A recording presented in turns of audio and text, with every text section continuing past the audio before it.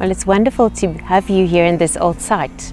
I always find it absolutely magical, being framed with these beautiful mountains, and to be here where this vineyard has been planted for 70 years.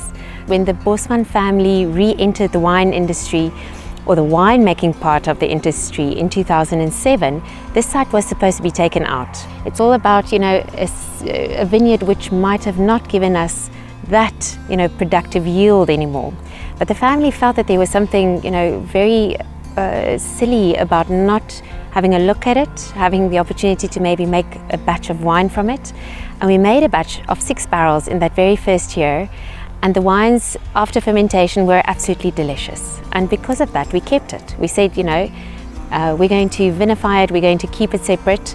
At that point, we didn't even know that it was the 3rd oldest Chenin Blanc vineyard in South Africa. So that information only got to us 4 years afterwards when they did some research on old vine Chenin in South Africa. But what that means is that it wasn't us, it wasn't the Bosman family that saved the site. The vineyard saved itself just by virtue of the beautiful wines that it was producing. But I think the important thing about maybe heritage sites for us is knowing that the farmers in Wellington in the olden days knew exactly what they were doing. But it was the Chenin and the Cinsault, which the old farmers knew did so tremendously well here, that we're replanting now. So it's almost full circle. Taking the information, the generational information about viticulture, and planting things where they do best. So if we also look at this site, 70 years is a long time, so we do have some of the vines which over time have dropped out, but luckily, because we're also a vine nursery, we're able to source the plant material from the site, clean it, repropagate and plant, because we want to keep it healthy and beautiful and workable. We also use wonderful things like compost tea to make sure that there's an abundance of beautiful microbes in the soil, helping us to sustain these vineyards. If we think about drought-resistant material, the plants that we will plant will need less water. Your toolkit needs to be big. We can't just try and think that doing the same things will get us a different outcome. If you think about Generation 8, it's not just generation, it's almost the regeneration. We can't just sustain, we'll definitely have to think about how we build in resilience and how we have a bigger toolkit to approach that with.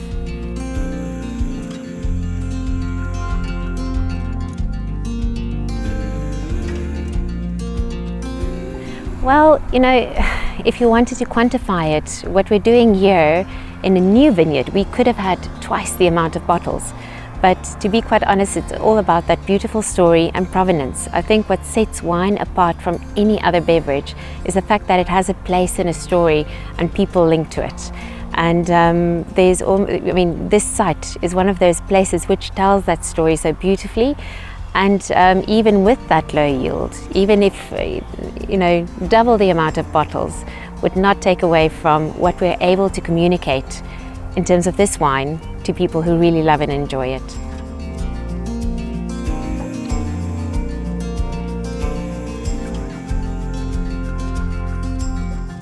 So, Twyfeling Cinsault. Twyfeling in Afrikaans means to be doubtful. So if you could imagine that Wellington was a frontier town, so long before we had roads and Beinskloof, this was the last place that you would come from Cape Town before you would go over the mountain and go into Africa, right?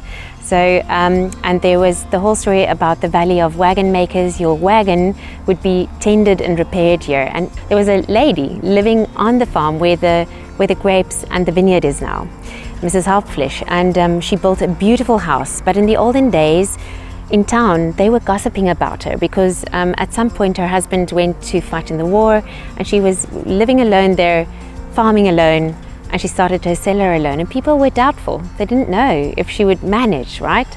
And she did a tremendous job. And if you look at that bottle and if you look at the key and the implements on that, that is things and elements which is still on her farm today, which reminds us of her. The other thing about Twyfeling is then Cinsault and how people were doubtful about Cinsault. It was used in the olden days as a workhorse. It was made to put into bigger blends to stretch the volume. And I think South African winemakers have now gotten to know the quality of Cinsault and the fact that one could make fantastic wines from them. So it's, talking about that doubt, maybe connected to a person, but talking about the doubt about a grape variety, which is actually just so fantastic.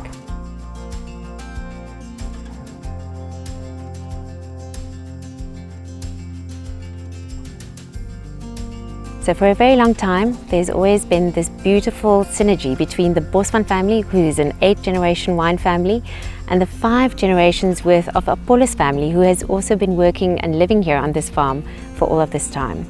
So in 2009, the biggest land reform transaction in the South African wine industry was concluded when 26% of land, business, and everything basically that you see around us was transferred to eligible staff at Bosman, which means that this is a multiple ownership model. It also means that, ownership is really important. It's our farm, we farm it together, we care for it, and it's also that idea that this is the farm for the future and the future generations. I think the biggest advances in the 16 years that I've been working for the Bosman family has been seeing how premiums and the efforts of the sales of our wines have impacted the children on our farm. So we have a beautiful pre-primary or a preschool where now 80 children are under the beautiful care of 10 permanent staff. There's a beautiful feeding scheme where these children have wonderful food, given to them every day, and their curriculum is absolutely amazing. As a mom, I always look at it and say that that's where it all starts. And we're seeing these children now go through the ranks, and we're also seeing it in our matric passing rates. So for years that was always quite problematic, but now we have people looking after our children at school, making sure that they have plans for their future. We can just see these children of the farm in the future, if they come back, how wonderful would that be, but also giving them a springboard into wherever their hearts and their minds lead them.